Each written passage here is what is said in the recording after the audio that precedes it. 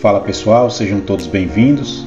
Nós começamos esse voo de hoje sobrevoando aqui o bairro da Cidade Alta, em Natal, capital do Rio Grande do Norte.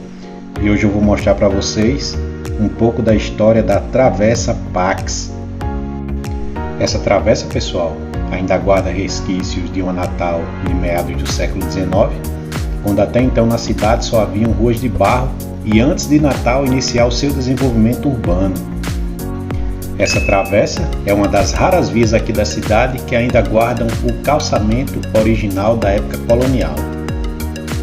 Ela fica localizada entre a Casa de Câmara Cascudo e o Solar Bela Vista, próximo à Capitania das Artes, e ela liga a Rua São Tomé à Avenida Câmara Cascudo. Essa via ela foi construída no final do século XIX com pedras de maré.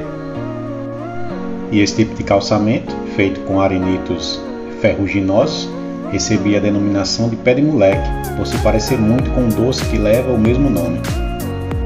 Esse material era encontrado na base das falésias, lá na via costeira, e do leito do rio Potengi, de onde foram retiradas não só para pavimentar aqui essa via, mas outras, como por exemplo a rua Quintino Bocaiúva, que fica próxima à Igreja Rosário dos Pretos, e a rua Voluntários da Pátria, que fica na Praça Santa Cruz da Bica, ali no Baldo.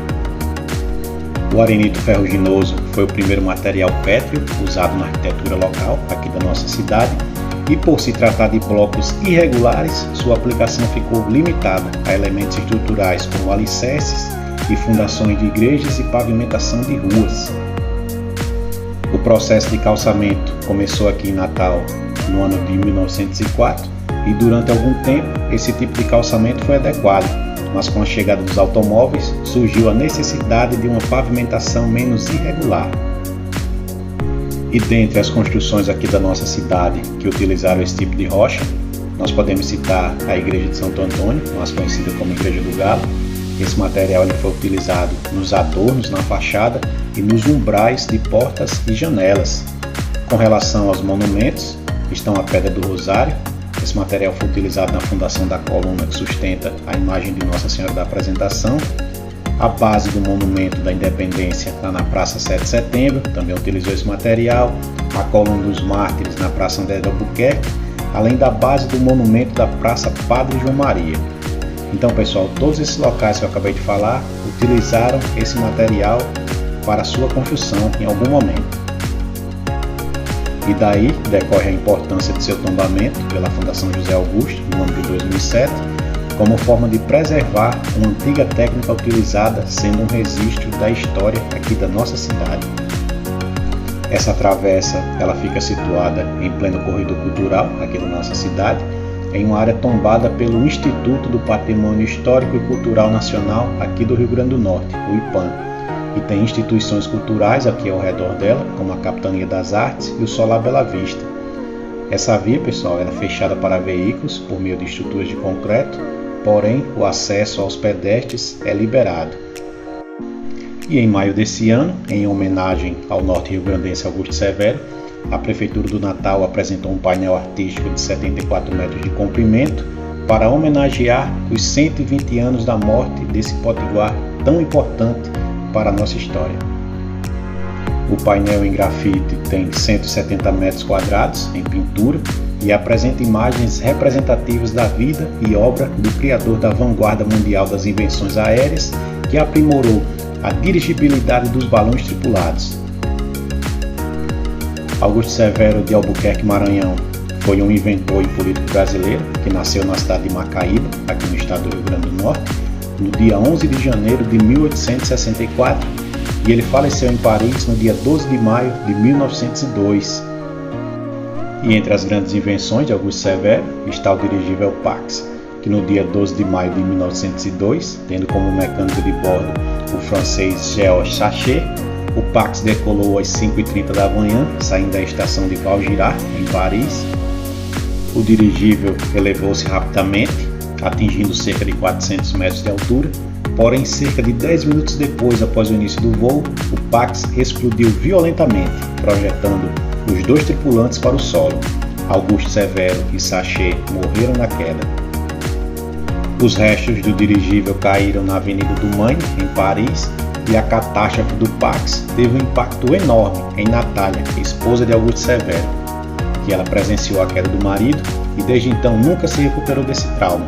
Após retornar ao Brasil, suicidou-se com um tiro no coração em 23 de junho de 1908, aos 30 anos de idade.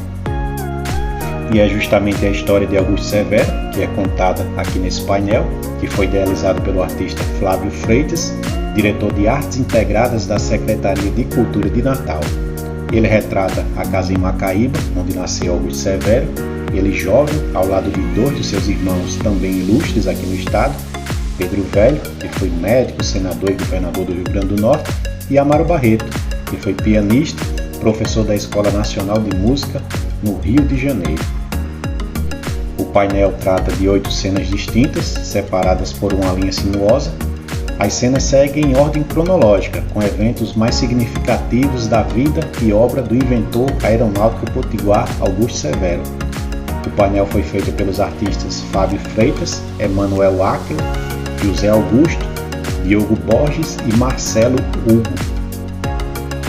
Entre as imagens do painel tem a paisagem do Rio de Janeiro, no final do século XIX, com a imagem de Augusto Severo em primeiro plano, representando sua mudança para o Rio de Janeiro para estudar engenharia.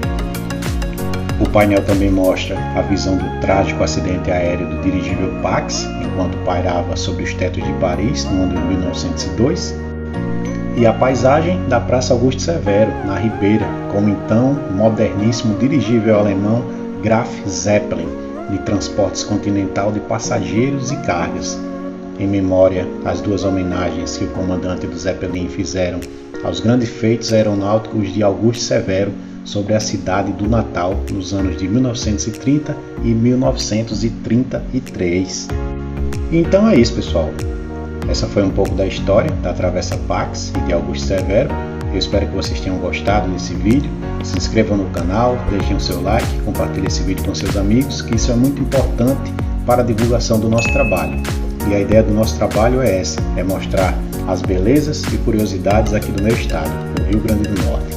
Valeu e até a próxima!